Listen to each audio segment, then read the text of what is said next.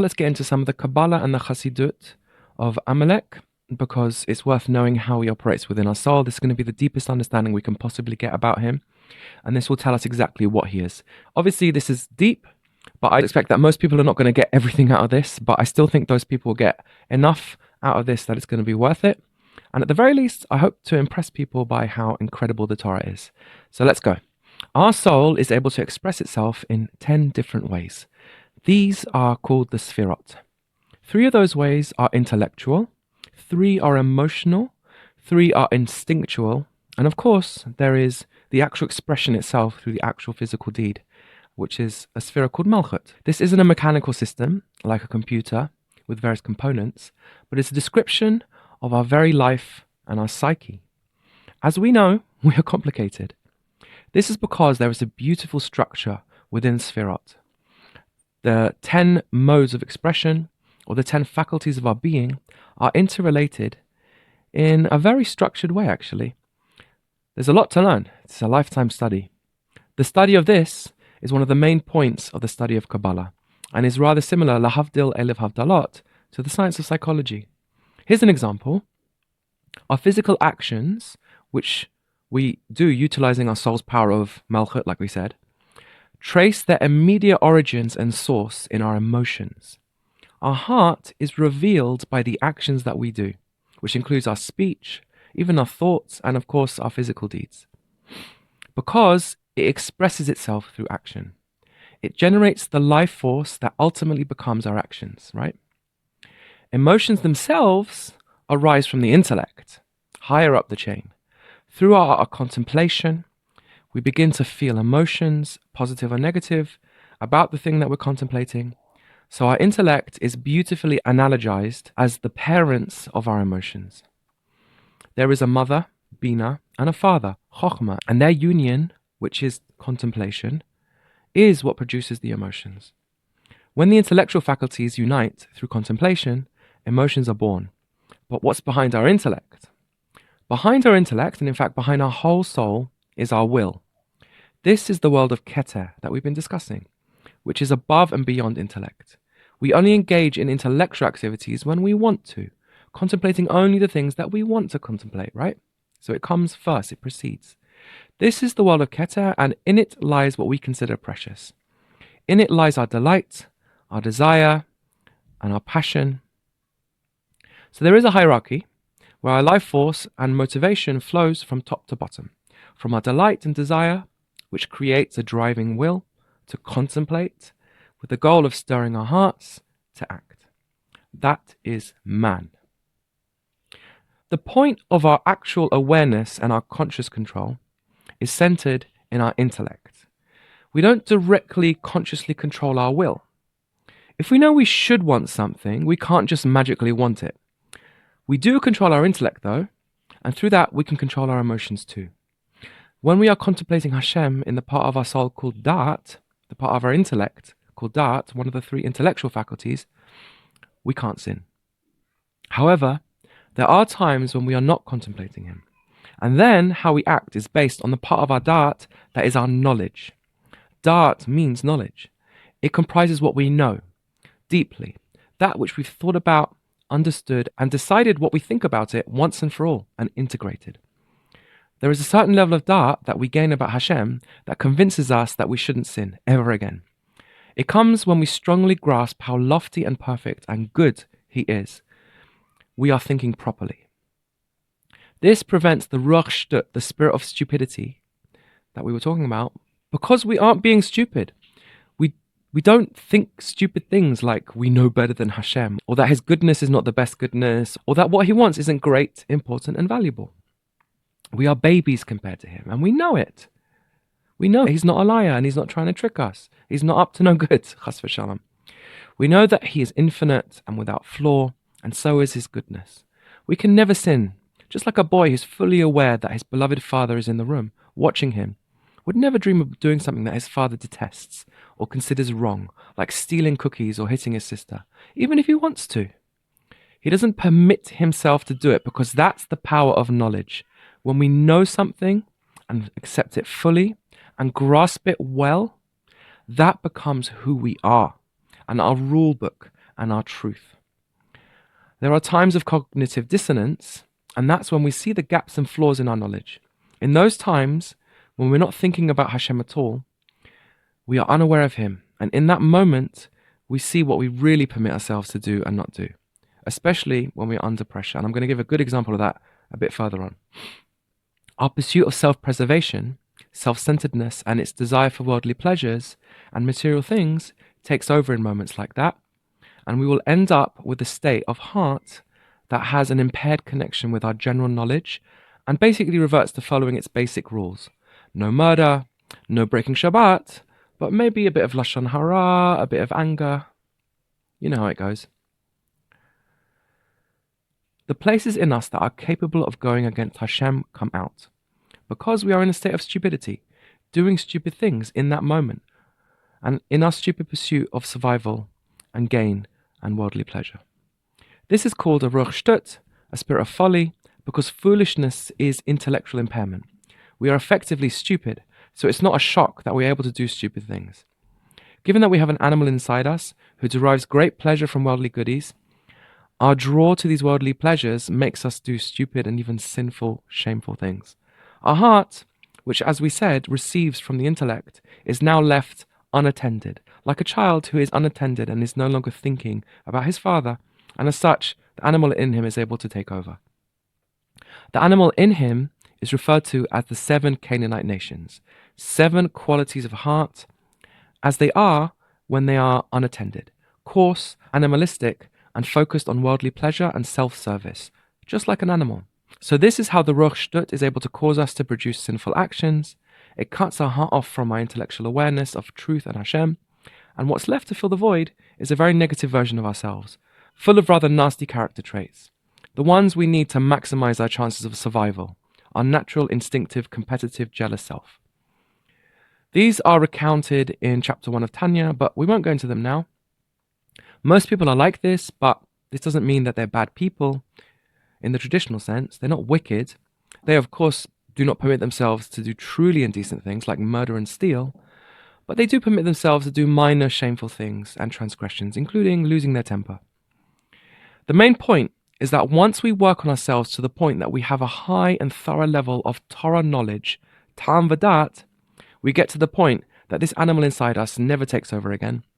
He's submissive to us, he's tamed, he's domesticated. So we never sin again in this animalistic way.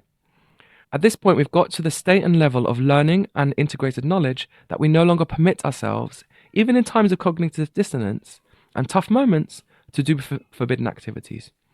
Just like we never murder, no matter how stupid we get. Once we achieve this state, this rung in the ladder of spiritual growth, and our soul is functioning in a much holy and proper way, we're considered as having been rescued from Egypt, because the ruach shtut corresponds to Pharaoh, not Amalek. However, there is more work to do. Just because we have intellectual awareness of truth and Hashem, our loved ones, and our responsibilities, doesn't mean that our soul is fully functioning as it should be.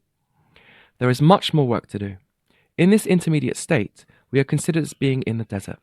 We have an intellectual awareness of Hashem to the point of never being able to sin again. We simply cannot bring ourselves to break Shabbat, for example, but we might still find Shabbat difficult to keep.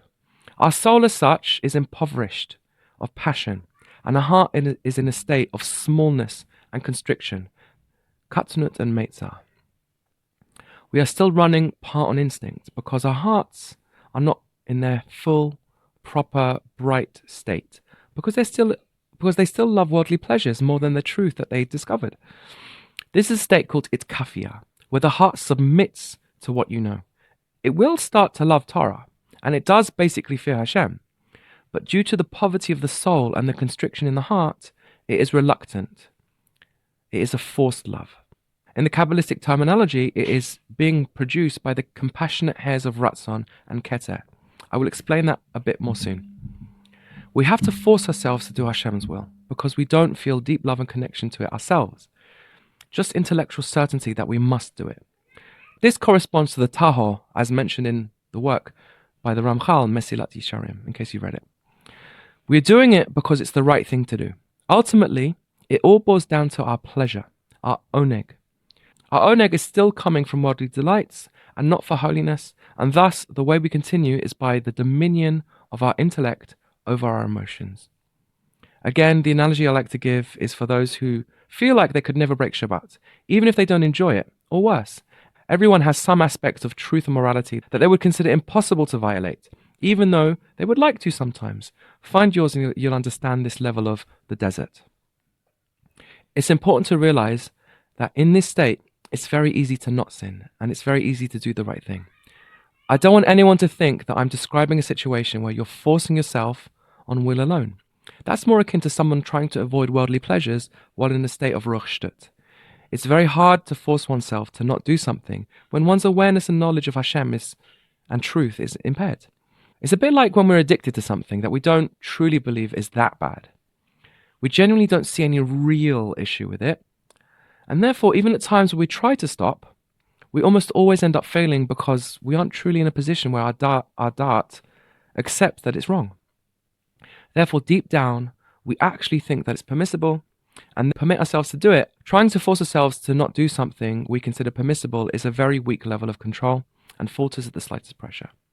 When our dart settles on what it considers to be true, though, and deeply integrates that and becomes that, it becomes who we are, it encodes exactly what we are and are not allowed to do about it like a rule. We cannot break Shabbat, just like we cannot accept that 2 + 2 = 5, because we know. We have dart, knowledge that it's a terrible, wrong thing to do, and that's a fact. We can't hide from what we know. Therefore, it becomes impossible for us to break Shabbat now. It's very easy to keep Shabbat. We don't have to force ourselves with our will, because our dart agrees with our will, and it doesn't let our heart hide from what we know. Our heart can't, and therefore we don't slip up anymore and deliberately break Shabbat, ever, even under great pressure. Even though right now we don't really get what is so precious and important about Shabbat personally, and therefore we don't enjoy it with all our heart. We might even have things that we don't like about it, but we still won't have any problem keeping it. That's the point. So this is called being in the desert, and is a place we all have to travel through. The other side of the desert is when we do find the preciousness and delight in Hashem, Torah, and mitzvot, serving our loved ones, which corresponds to being a chassid with kedusha in Mesilat Yesharim, which corresponds to Eretz Tova or Rechava, Eretz Yisrael. In that state, our soul is functioning powerfully, and Amalek cannot interrupt, and we will explain that in detail soon. Note that even when we are not there yet, and we are still in the midbar, Hashem's expression was in a state of gadlut. Hashem is very much in love with us when we are in the midbar, because that's a place where our true character can come out. We show that we are fundamentally a good person, connected to Hashem deeply, and these are the hairs of the deep empathy and rachamim that are able to bring a flow of goodness through our will directly to our dart, causing us, even in the desert, to actually feel some love for Torah and mitzvah and goodness, even when we don't actually have the true pleasure in them yet, simply because we're revealing that we have this essential connection to them in the highest parts of our soul. It's like a glimmer of the good that comes through these hairs that are described as prickling our dart in the back to inspire our hearts. To explain these hairs, think of it like this. In the realm of Keter, our true holy Keter, where we do connect to this preciousness, the preciousness of life is an absolute truth to us. As such, we feel an unwavering, infinite compassion to others.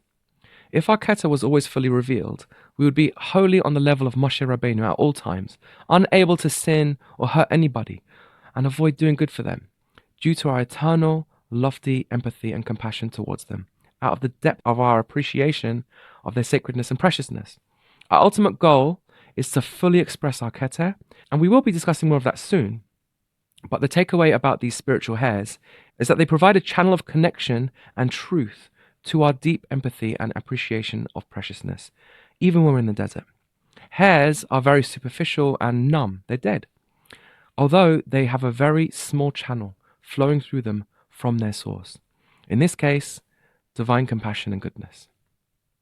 They are said to prickle our back like the shivers we experience when we hear a truth, a profound truth that we don't fully accept, that we haven't fully absorbed or digested yet, and perhaps not even understood it. but it's already affecting us and motivating us to bringing out some of our innate goodness. For those who know, one of the hairs is truth itself, and these are the 13 midot of Rachamim from the bid of Arach Pin beyond the level of the creation as we know it, in that realm where Amalek comes from. You know what I mean? Go back and watch the whole series if you skipped anything, and then you'll know what I'm referring to, especially in the theological episode. So, even though we don't passionately love Shabbat, we do actually quite like it because we've come to recognize the truth about it, because the truth of it is already starting to penetrate our heart in a very small, minute, round-the-back way. And we're starting to love Hashem, we're starting to like him at least, and therefore, because we know he considers it important, we're starting to consider it important too. Therefore, it reveals that we do, deep down, consider Hashem to be important. That's the kind of thing that can make any father's heart melt, because every pressure is on the son to not connect to the father, yet the son simply can't disconnect. The truth of his bond to his father is deep in his core. Ultimately, though, we do want to get to the point of a full expression of this truth in our heart, to the Eretz Tovah. But let's go back to the state of being in the desert now, as this is where Amalek attacks. He stands at the back of the neck, in our soul, and interrupts the shefa of goodness that flows through these hairs. The Midbar, the desert, where we had seen and witnessed Hashem's greatness at the splitting of the sea, and knew it was true, and we were in a position, like our Shabbat analogy, where we simply couldn't bring ourselves to violate his will ever again, even though we might still want to. We desired meat, we complained about worldly pleasures, and spoke about returning to Egypt. The only reason we didn't return back to Egypt is because our awareness of Hashem was bright and unwavering, and who could possibly run back to Egypt when he's watching, knowing how deeply it would hurt him? Here's the entry point of Amalek. You don't see the point of Shabbat, but you do know it's the right thing to do, so you do it. The knowledge is at the level where you know Hashem doesn't want you to do it, and he means it, but you have no real understanding yourself of why he doesn't want you to do it. Therefore, the underlying knowledge that produces this state is a firm understanding and acceptance that Hashem is good and trustworthy.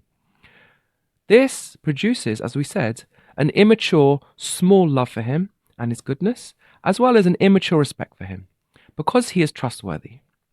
This is indirect. You aren't seeing the preciousness and value in his ways directly, you are just intellectually accepting it. And so, the emotions are immature, like those of a child. Without the passion, our emotions are forced and a bit fake, and mixed with reluctance, and therefore our actions are flowing from our more instinctual sphirot, the more base and instinctual side of our heart that just acts on will alone almost. Although it's not that bad, as I said, we are in the presence of our intellect as well here. In this state, we are mainly just following rules and aren't really facing Hashem or the ones we serve, so it's called round the back. Therefore, this is where Amalek can strike, because, as we said, he lives between the Heichal Haratzon and the Heichal Livnat HaSapir around the back.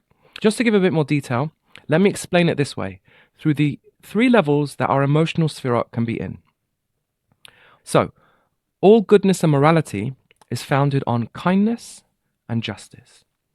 As such, we have 2 top-level emotions called chesed and gevura, where we actually feel in our soul kind and just, as well as respond accordingly to what we encounter in the world, when we encounter kindness and justice, whether we're seeing it or we're not seeing it accordingly. Let's focus on our kindness. There are 3 levels. The highest level is where we have a deep reason for the kindness. This is called the mochin, the brains, and is the panemiut of the kindness. The panemiut of the kindness is love, because when kindness is specific rather than general, it is felt as love. When being kind to someone who is precious to us, that's called loving them. When kindness is lit up by love, it is an unbreakable force. It is fully expressed in its full greatness. When there is no love, we are still kind because we have a place in us that is naturally kind, like I said, the sphere of kindness itself. We enjoy kindness itself and will be kind even to people that we don't love. The kindness is an intermediate state. It's not small, but it's not fully matured yet. It's still got mochin, it's still got some kind of impetus behind it. But compared to the first one, it's more general and superficial, let's say. These 2 highest levels are powerful because there's an energy behind them, a passion and an enjoyment. So we don't need to force ourselves. It's quite natural and enjoyable. So who wouldn't be kind in these 2 ways when the opportunity arises. In these two cases, the kindness is so true and authentic, we have no problem facing the person we are being kind to and showing them our smile. It's face to face, it's panim lepanim. However, sometimes, such as when we are in the desert, we are considered in a state of smallness of heart. We are not enjoying the kindness, however, we know it is the right thing to do, so we do it anyway, through force of will and intellect. This is the state of the midbar that we've been talking about, and it is here that Amalek attacks.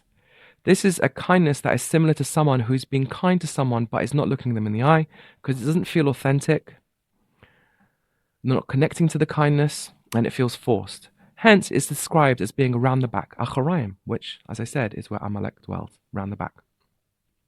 He goes there and he attacks as soon as we're out of Mitzrayim, because at this point, preciousness is now freshly available to us. The goodness of life is something we're ready to experience ourselves. We're no longer slaves, but we still need the time to absorb it, to learn about it and appreciate it.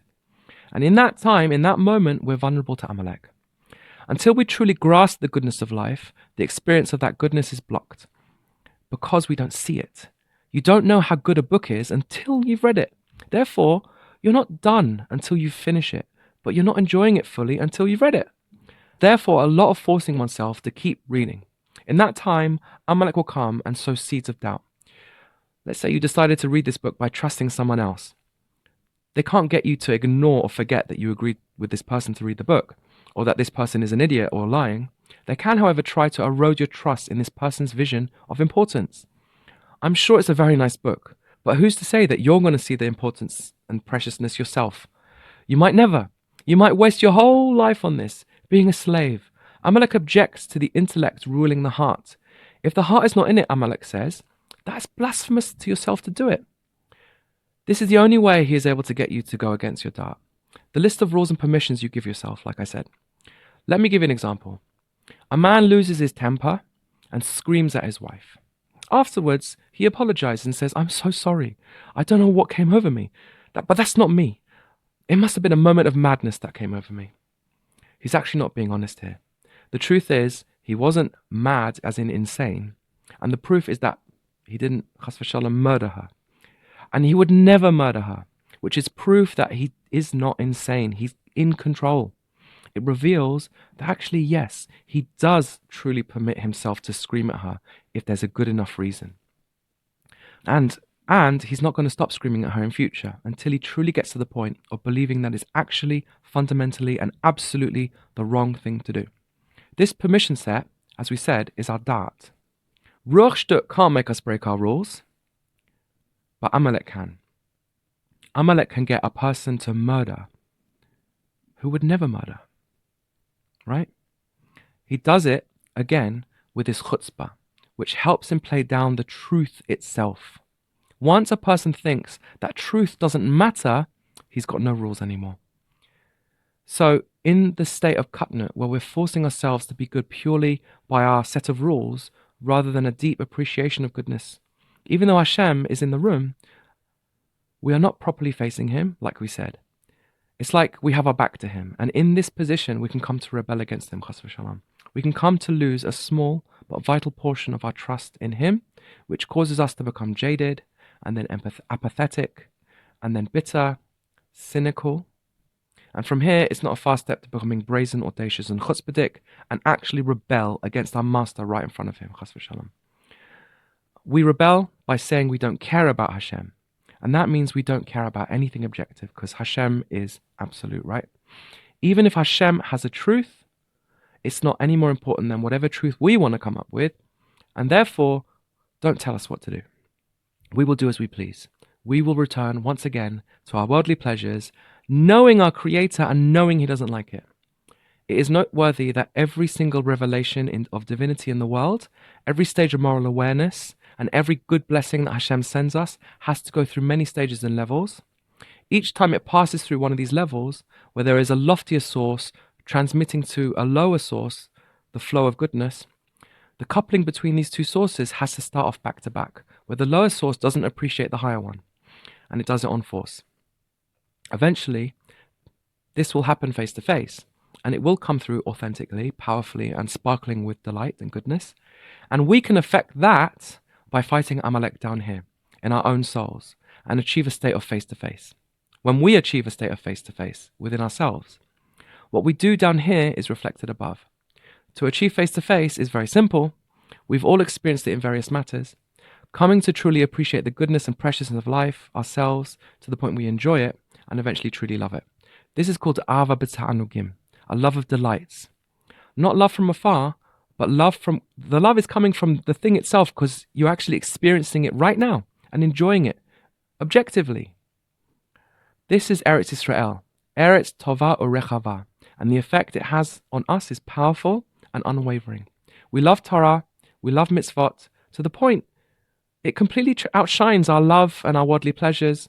We love our children and our spouse and our friends and our fellow Jews, our fellow human being, animals, nature, the creation as a whole, and above all, Hashem.